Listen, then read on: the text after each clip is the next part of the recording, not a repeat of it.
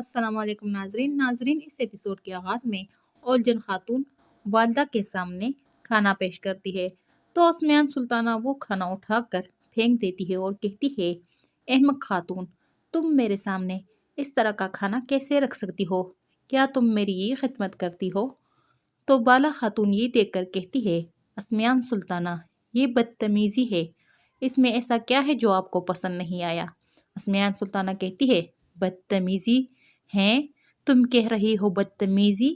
میں آل سلجوق کی سلطانہ ہوں، تم مجھے ایسا کھانا پیش کرو گی؟ یہ سن کر ملعون خاتون کو غصہ آ جاتا ہے اور کہتی ہے، میرے خیال سے اس کھانے کا ذائقہ اچھا نہیں ہے، عثمان سلطانہ، اس کی کوئی دوسری وضاحت نہیں ہو سکتی۔ یہ سن کر عثمان سلطانہ کہتی ہے، خاتون، مجھے لگتا ہے کہ تم سب بھول گئی ہو کہ تم کس سے بات کر رہی ہو، آپ کو اس کا حساب دینا ہوگا۔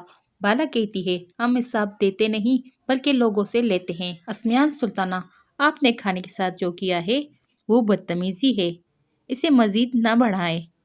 پھر عائشہ خاتون فوراً بالا خاتون کا ہاتھ پکڑ لیتی ہے اور کہتی ہے، کھانا انسان ہی بناتے ہیں، اس میں کئی خامیاں ہو سکتی ہے، لیکن اب ہم کسی وجہ سے یہ معاملات خراب نہیں کر سکتے۔ اور پھر اسمیانہ کہتی ہے، آپ ٹھیک کہہ رہی ہے عائشہ خاتون، صرف آپ کی وجہ سے میں ان باتوں کو نظر انداز کرتی ہوں۔ اور غرور بھری نظروں کے ساتھ بالا اور ملعون کی جانب دیکھتی ہے اور بینگے خاتون کہتی ہے، سلطانہ، کل آپ میرے مہمان خانے میں آئے، میں آپ کو کھانا بنا کر دوں گی جو آپ کے مستحق ہوگا۔ پھر اسمیانہ سلطانہ کہتی ہے، بینگے خاتون، یہ جگہ تو آپ کے قابل ہے ہی نہیں، آپ کو تو کونیا میں ہونا چاہیے تھا۔ یہ سن کر بینگے خاتون کہتی ہے، سلطانہ، اگر آج میں ان کے دسترخوان پر موجود ہوں تو صرف آپ کی وجہ سے، ورنہ کائیوں نے تو مجھے تمام ترکمانوں کے سامنے شرمندہ کر دیا تھا۔ یہ سن کر عائشہ خاتون کہتی ہے، اپنی حد میں رہے خاتون، اپنی حد میں رہے، آپ نے جو کیا اپنی مرضی سے کیا۔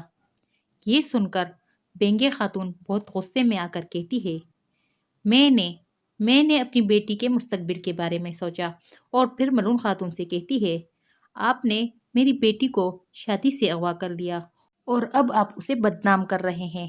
ملعون خاتون کہتی ہے، اگر آپ کو اپنی بیٹی کا خیال ہوتا تو آپ بائندر سے اس کی شادی نہ کراتی۔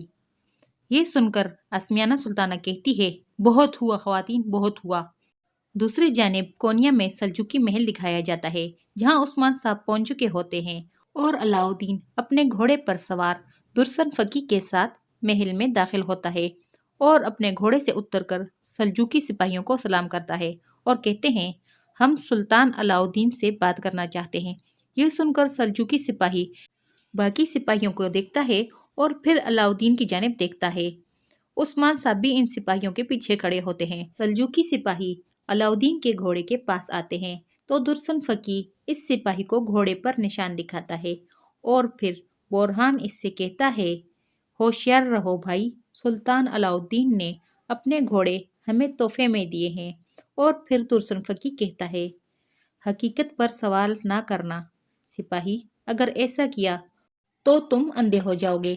میں کونیا کا پہلا قاضی درسن فقی ہوں، یہ عثمان صاحب کا بیٹا علاؤدین صاحب ہے، اگر ہم مزاحمت کرتے ہیں تو آپ کے لیے مشکل ہوگی۔ یہ سن کر وہ سلجوقی سپاہی کہتا ہے، درسن فقی، مجھے معاف کر دے، خوش آمدید، اندر آئے۔ اور پھر وہ سلجوقی سپاہی انہیں اندر کی جانب لے کر جاتے ہیں اور کہتا ہے، درسن فقی، آپ قانون کے بارے میں جانتے ہیں، آپ اپنے ہتھیار دینے سے پہلے اندر نہیں جا سکتے۔ پھر درسن فقی علاؤدین کی طرف اشارہ کرتا ہے اور علاؤدین سلجوقی سپاہی سے کہتا ہے، ہم قانون کی پاسداری کریں گے، اور اپنی تلوار سلجوقی سپاہی کے حوالے کر دیتا ہے۔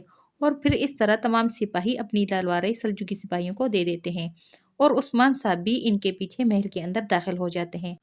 بورہان موقع دیکھ کر عثمان صاحب سے کہتا ہے، ہم آپ کا انتظار کریں گے حضور۔ پھر عثمان صاحب سلطان علاؤدین کے کمرے کی جانب روانہ ہو جاتے ہیں اور عثمان صاحب جب اس کمرے کی جانب جا رہے ہوتے ہیں تو دیکھتے ہیں کہ منگول سپاہی بھی پہرا دے رہے ہوتے ہیں۔ پھر وہ چھپ چھپ کر کمرے کے اندر داخل ہوتے ہیں۔ کمرے میں داخل ہوتے وقت وہ دروازہ بند کر دیتے ہیں اور اندر بستر پر کوئی لیٹا ہوتا ہے۔ عثمان صاحب اس کے پاس جاتے ہیں اور کہتے ہیں، حضرت، جواب نہیں آتا۔ تو پھر عثمان صاحب کہتے ہیں، سلطان مسعود، تو پھر سماگر اپنے چہرے سے کپڑا ہٹاتا ہے۔ سماگر کو دیکھ کر عثمان صاحب پریشان ہو جاتے ہیں اور پھر کمرے کے اندر موجود منگول جو چھپے ہوتے ہیں سب سامنے آ جاتے ہیں اور عثمان صاحب کو گھیر لیتے ہیں۔ منگول کافی تعداد میں ہوتے ہیں۔ عثمان صاحب سمجھ جاتے ہیں کہ یہ ایک چال تھی، لیکن وہ پھنس چکے ہوتے ہیں۔ اور ادھر یعنی شہر میں آسمیانہ سلطانہ غصے سے چلاتے ہوئے ملہون خاتون اور بالا خاتون سے کہتی ہیں، آپ لوگوں نے بینگے خاتون کو یہاں پر ذلیل کیا ہے، اب آپ کو اس سے معافی مانگنی ہوگی۔ میں یہاں آئی ہوں آپ کو آپ کے حدود دکھانے کے لیے۔ آپ بینگے خاتون سے معافی مانگے، بینگے خاتون کا حق ادا کرے۔ بینگے خاتون نے وہی کیا جو مناسب تھا اور اس نے دل بڑا کیا اور میرے ساتھ آ گئی۔ آپ نے جو کچھ کیا اس کے لیے معافی مانگے۔ یہ سن کر بالا اور ملہون بہت غصے میں آ جاتی ہے اور عائشہ خاتون کہتی ہے، آسمیانہ سلطانہ یہ آپ کیا کہہ رہی ہے؟ ہم نے کسی کو ذلیل نہیں کیا، ہم نے جا کر شادی کے لیے لڑکی کا ہاتھ مانگا، الچیچک کو اغوا کیا تاکہ وہ کسی ایسے شخص سے شادی نہ کرے جس سے وہ محبت نہیں کرتی۔ یہ سن کر آسمیانہ سلطانہ کہتی ہے، آپ نے ٹھیک کہا عائشہ خاتون، آپ نے الچیچک کو اغوا کیا، پھر آپ کو چاہیے تھا کہ آپ اس کی شادی اپنے بیٹے سے کروا دیتی۔ آپ نے لوگوں کو اس پر انگلی اٹھانے کا موقع دیا۔ آپ مجھے مجبور نہ کریں کہ میں آپ سے دوبارہ کہوں، جلدی کرے اور معافی مانگے۔ اس پر بالا نہایت غصے سے کہتی ہے، ہم کسی سے معافی نہیں مانگیں گے۔ آپ نے ہمارے ساتھ جو سلوک کیا وہ کافی ہے۔ اگر آپ دوست ہیں تو کھانا کھائیں اور چلی جائے، اور اگر آپ دشمن ہیں تو انصاف سے لڑے اور اپنی تلوار نکالے۔ یہ سن کر عثمانہ سلطانہ غصے سے کھڑی ہوتی ہے اور کہتی ہے، تم مجھے کہاں سے نکال رہی ہو خاتون؟ تم اپنی تمام چیزوں کے ساتھ اپنے قبیلے واپس جاؤ گی۔ یہ حویلی اب ہماری ہے نہ کہ تمہاری۔ یہ سن کر بالا، عائشہ اور ملہون بہت ہی غصے میں آ جاتی ہے۔ آسمیانہ سلطانہ مارتا سے کہتی ہے، مارتا تم اس حویلی کو محل میں بدل دینا۔ مارتا کہتی ہے، جو حکم میری سلطانہ۔ اور پھر ملہون غصے سے کہتی ہے، اب آپ حویلی لینا چاہتی ہے؟ آپ یہاں پر مہمان ہیں۔ بالا غصے سے اپنا خنجر نکال کر آسمیانہ سلطانہ کو مارنا چاہتی ہے، لیکن ملہون خاتون اسے روک لیتی ہے اور کہتی ہے، بالا رکو، اسے نہ کرو۔ یہ دیکھ کر سب اپنے اپنے خنجر نکال لیتے ہیں۔ ملہون بالا سے کہتی ہے، بالا پرسکون ہو جاؤ۔ آسمیانہ کہتی ہے، اپنی حد جانو خاتون، اپنی حد جانو۔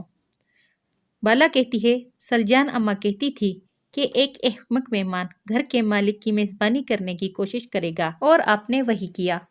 اسی جگہ پر اس ایپیسوڈ کی اینڈ ہوتی ہے۔ آپ لوگوں سے گزارش ہے کہ ہمارے چینل کو سبسکرائب کریں اور ویڈیو کو لائک کریں۔ شکریہ۔